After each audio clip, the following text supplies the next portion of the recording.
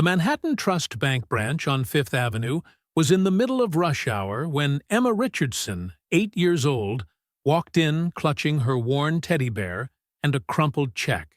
She wore faded jeans, scuffed sneakers, and an oversized Yankees hoodie that used to belong to her older brother. Her brown hair was tied in messy pigtails. She looked like any kid from the outer boroughs running an errand.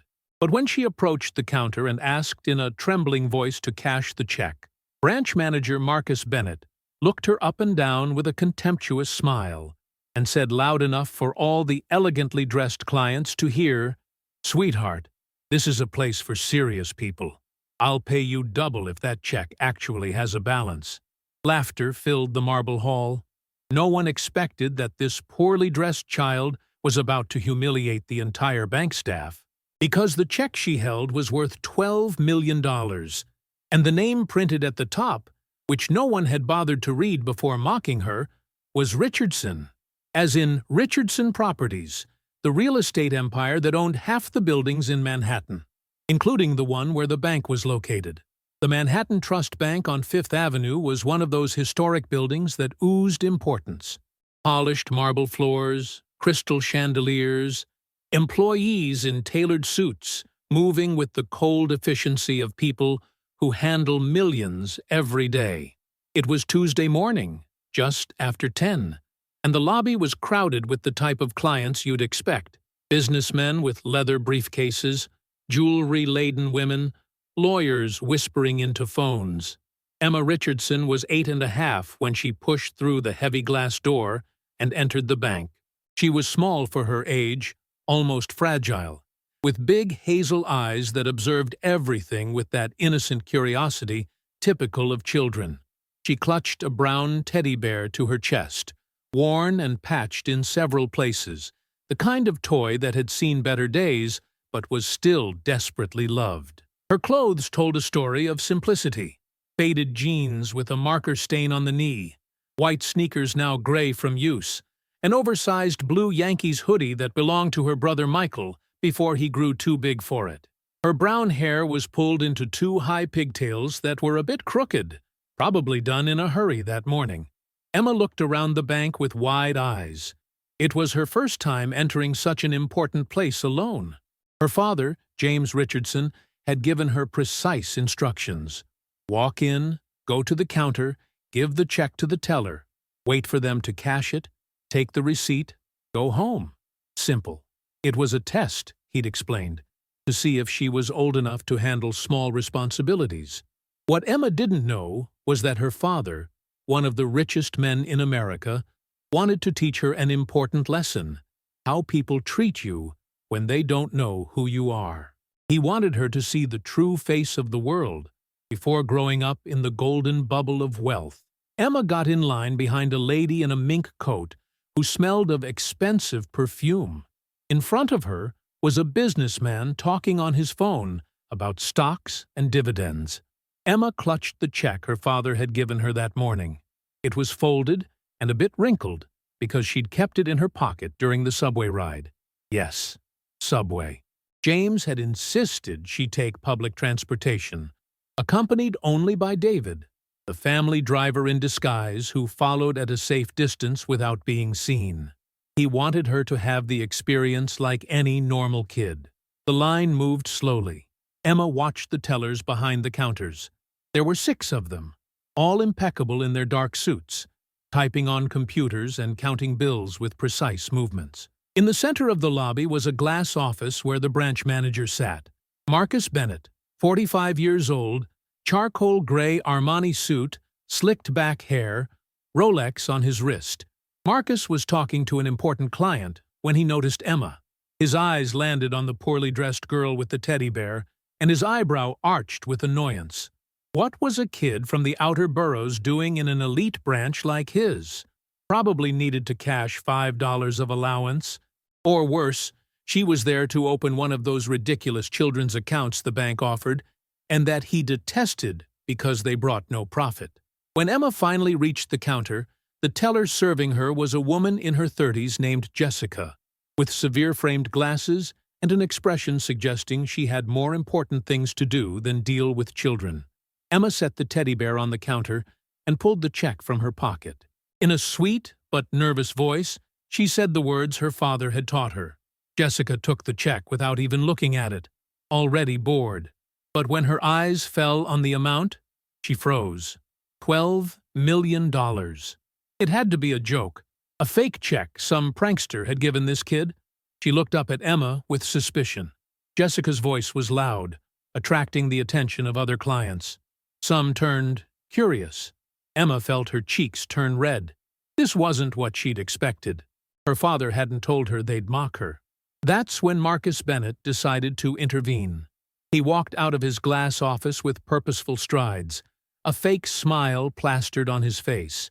He'd heard the commotion and wanted to handle it personally before this ridiculous situation disturbed the real clients. He approached the counter and took the check from Jessica's hands. He looked at it for 2 seconds, saw the absurd amount, then looked at Emma with a mixture of condescension and amusement. Here was the perfect opportunity to make a joke, to entertain the important clients and show how witty he was. Marcus held the check up high for everyone to see, then said loudly in a joking tone, "Little girl, this check says $12 million. $12 million. Do you know how much $12 million is?" Polite laughter echoed through the hall. "I'll pay you double, if this check actually has a balance." The laughter intensified. Some clients shook their heads, smiling. A woman whispered to her friend something about the decline of children's education these days. A man said loud enough to be heard that parents should control their kids better instead of letting them wander around with fake checks. Emma felt tears burning her eyes. She squeezed the bear so hard her knuckles turned white. She didn't understand why they were treating her this way. Her father had told her they'd help her, that banks were safe places where people treated you with respect. But there was something in Emma's eyes that Marcus didn't see. It wasn't shame, it was determination. She had the same expression her father James had when someone underestimated him, the same expression that had made James Richardson one of the most feared and respected men in American business. Emma took a deep breath, just like her mother had taught her when she was nervous. Then, with a voice firmer than before, she said something that froze the room. Marcus laughed nervously. This was getting embarrassing. Why was this kid persisting? He was about to call security when Emma did something unexpected. She pulled a phone from her hoodie pocket. Not the latest smartphone you'd expect from a rich kid, but an old flip phone her father had given her for emergencies only. She dialed a number, waited. Then, when someone answered on the other end, she simply said, "Dad, they won't cash the check. They say it's fake."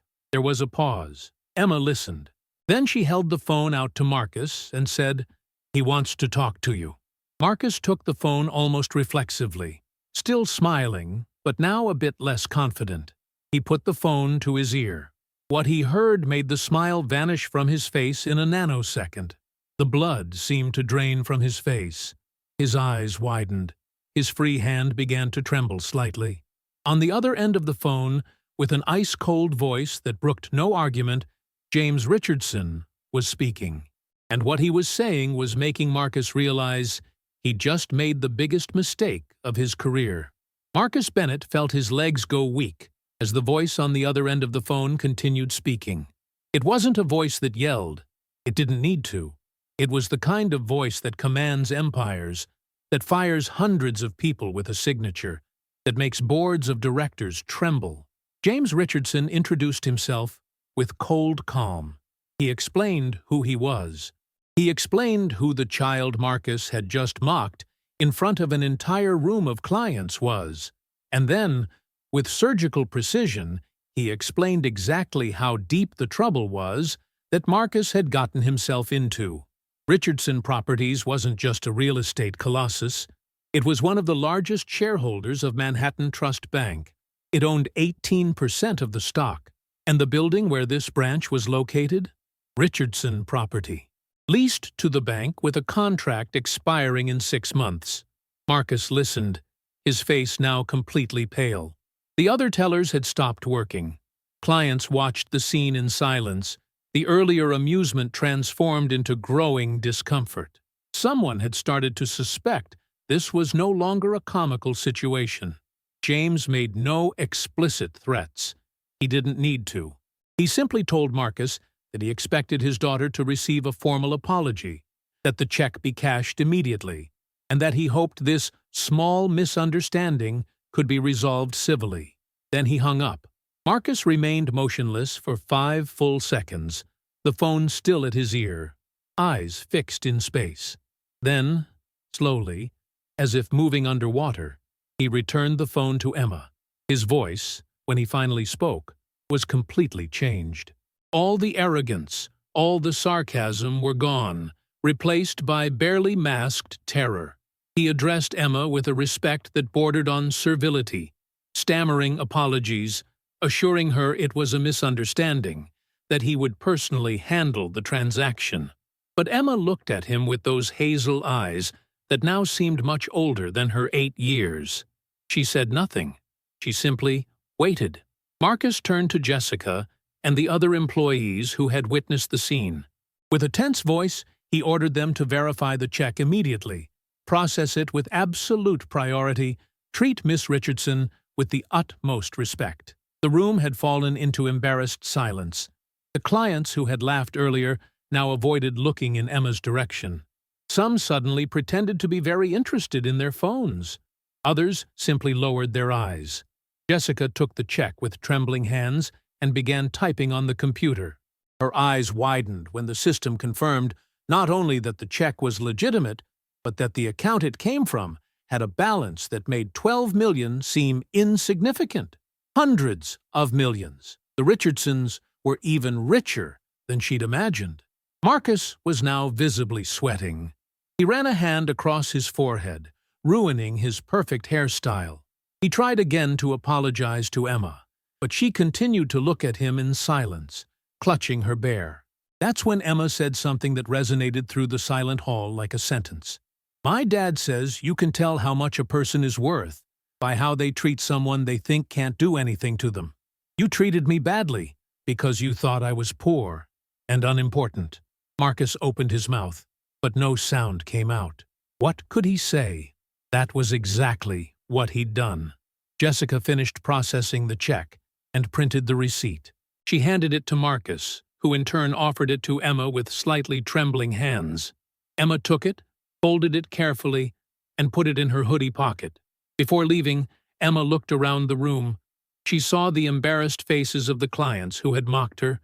She saw the employees who now avoided her gaze. And she saw Marcus, the powerful bank manager, reduced to a man terrified of the consequences of his actions. With the unsettling wisdom of someone much older than her 8 years, Emma said one last thing. "Don't worry. I won't ask Dad to have anyone fired, but I hope next time you see someone dressed like me, you'll remember that you never know who they really are." Enjoying the story? Give it a little like, and don't forget to subscribe. Now then, let's carry on. Then, clutching her bear, Emma Richardson turned and walked toward the bank exit. Her worn sneakers took small steps on the polished marble. The heavy glass door closed behind her with a definitive sound. In the hall, silence lasted for long seconds. Then it exploded into whispered chaos. Marcus returned to his glass office with unsteady steps. He knew his career had just been mortally wounded. Maybe he wouldn't be fired immediately, but this episode would follow him. In the banking world, stories spread, and the story of the idiot who mocked James Richardson's daughter would spread quickly. The story spread through Manhattan like wildfire. In the world of American high finance, news travels fast, especially when it involves public humiliation and powerful names. The next day, Marcus received the call from headquarters. Not immediate termination, but a redistribution of responsibilities. He would remain manager, but under strict supervision. Every decision had to be approved. It was a slow death of his authority. 2 days later, Richardson Properties announced it was considering not renewing the lease for the Fifth Avenue building. Bank headquarters panicked. Losing that branch meant losing one of their most visible assets. James Richardson asked only for written formal apologies to his daughter and a mandatory course on client dignity for all staff. It was reasonable, but the message was clear. Never underestimate anyone. Emma continued her normal life, school, friends, homework. But something in her had changed. She'd seen how people could be cruel when they thought they had power over someone. A week later, in her father's office on the 40th floor overlooking Manhattan, James looked at his daughter sitting on the chair with her bear in her lap. In her eyes was a new maturity. Emma had understood the lesson. The world wasn't always kind. People judged by appearances. But true strength lay in remaining dignified even when treated badly. That evening at dinner in the Richardson estate in the Hamptons, Grandmother Elizabeth said something that stuck with everyone. She'd lived through post-war America, had seen her husband build Richardson properties from scratch. She knew the value of hard work and humility. Emma understood that the real test hadn't been cashing a check, but maintaining kindness and dignity even when people were cruel. 3 months after the incident, the Manhattan Trust Bank branch on Fifth Avenue was unrecognizable, not physically, but in atmosphere. The client dignity course had been implemented across the entire national network. Emma Richardson's case became an example in banking training manuals. Marcus was still formally manager, but stripped of authority. He'd become a walking warning. This is what happens when arrogance clouds judgment. Employees who witnessed the scene didn't forget. Jessica, the teller who took Emma's check, had been particularly affected. She'd always judged people by appearance. Now she was ashamed. One morning, 6 months later, a man in his 60s came in, dressed modestly, with calloused hands. Jessica greeted him with genuine respect. The man deposited a check for $800,000, proceeds from selling his land. As he left, he told her he'd been to 5 banks that morning, and she was the first to treat him like a human being. Meanwhile, Emma continued her real-world education. Once a month, she accompanied her mother Claire on visits to the Family Charity Foundation, seeing struggling families, children without toys, elderly people choosing between medicine and food. Emma proposed an idea, a program where rich and poor kids could meet, learn from each other. James listened to his 8-year-old daughter present the project seriously and said yes. The Bridge Project was born 6 months later. Emma's first friend was Sophia, 9, who lived in the Bronx with her single mother, Maria. The 2 girls were different in everything, but found common ground in their love of books and kindness. When Emma visited Sophia's small apartment, she saw a completely different reality. Maria worked as a cleaner in 3 places to make ends meet, but she looked at her daughter with eyes full of pride. Emma came home and hugged her father for 5 minutes without saying anything. James understood. His daughter was learning that people's worth isn't in bank accounts, but in character. A year after the bank incident, Emma was 9 and saw the world differently. The Bridge Project now involved 200 children across New York. Stories of friendships crossing class barriers spread. But for Emma, it wasn't publicity. It was personal. Sophia had become her best friend. At school, Emma stopped mentioning the family name. She wanted to be appreciated for who she was, not the money she had.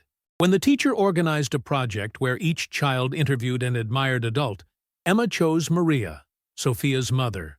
She recorded as Maria told her story. 3 jobs to survive. Determination to give Sophia an education. To never make her feel less than anyone. When she presented the project in class, some were confused. Why a woman who cleaned?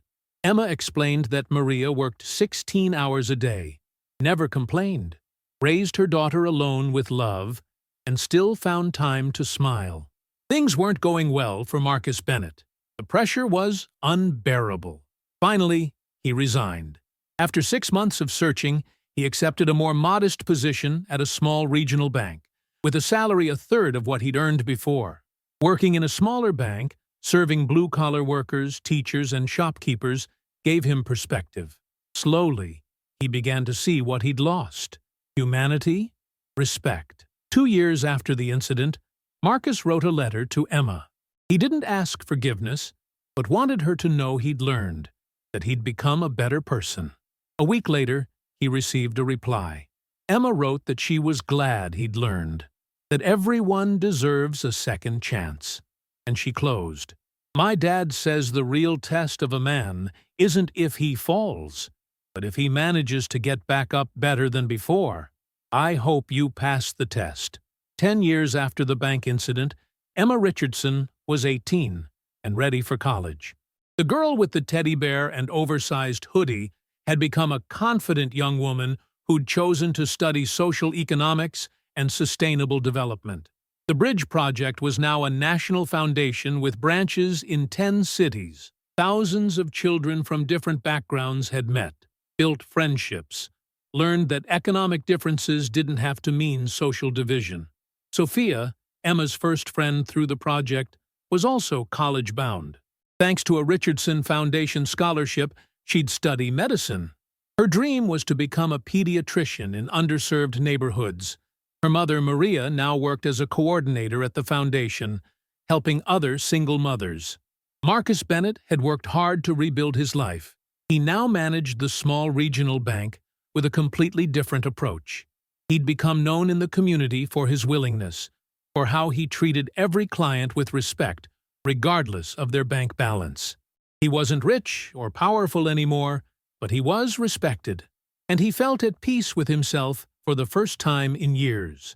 One day, he received an unexpected invitation. The Richardson Foundation was organizing a charity gala in Manhattan, and he was among the invited. At first, he thought it was a mistake. Why would they invite him? But then he saw a handwritten note attached. "I'd like you to be there. Emma." The evening of the gala, Marcus entered the Grand Manhattan Hotel with more nervousness than he'd ever felt. The hall was full of important people, politicians, entrepreneurs, celebrities, but also ordinary people the foundation had helped over the years. Emma saw him and approached. She was no longer the 8-year-old child. She was an elegant young woman with the same intelligent gaze, but now aware of her power. Beside her were James, older but still imposing, and Sophia, beautiful in her first evening gown. Marcus didn't know what to say, but Emma smiled and extended her hand, not to forgive him, that had happened years ago, but to acknowledge that people can change, that true strength lies in giving people the chance to be better. During the gala, Emma gave a speech. She talked about how a single episode of discrimination 10 years earlier had ignited in her a passion for social equity. How being judged for her clothes instead of her character had taught her that too many people in the world suffer the same treatment every day. She looked at the room and said something many found surprising. She spoke of gratitude. Gratitude for that painful experience because it made her who she was. Gratitude for the people who mocked her because they showed her what she wanted to fight in the world. At the end of the evening, James Richardson took the microphone. He rarely spoke in public, preferring to work behind the scenes. But that night he wanted to say something. He told the story of that day, 10 years before, when he'd sent his daughter to the bank as a test. How he'd listened on the other end of the phone as she was mocked. How hard it had been not to intervene immediately, to let her learn the lesson herself. Then he looked at Emma with shining eyes and said, "I didn't build an empire to leave money to my daughter. I built an empire to give her the tools to change the world. And now, seeing her here, using those tools with wisdom and compassion, I know every sacrifice was worth it." The room erupted in applause. Emma hugged her father, tears flowing freely. Sophia joined the embrace, then Claire, then even grandmother Elizabeth, now 92, but still sharp and strong. At the back of the hall, Marcus Bennett was applauding too.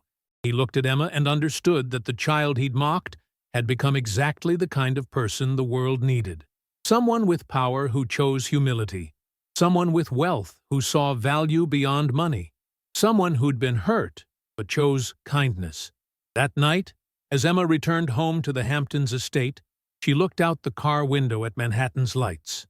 the city where it all began, where an 8-year-old girl with a teddy bear learned the world can be cruel, but that you can choose to be kind anyway. In her bag was still the bear, now old and even more patched.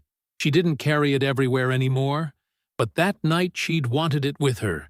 It was a reminder of where she started, of who she was when no one knew her. And as the car drove through the night streets, Emma made a silent promise to herself. She would never forget that lesson. She would never judge someone by appearance. She would never use her power to humiliate, but always to elevate. Because, in the end, that was the true legacy her father had given her. Not the millions, not the buildings, not the empire, but the understanding that true wealth lies in how you treat people who can give you nothing in return. And that day in the bank, when she was mocked by people who thought she was worthless, she learned the most important lesson of all, that dignity doesn't depend on what you have, but on who you are when no one is watching.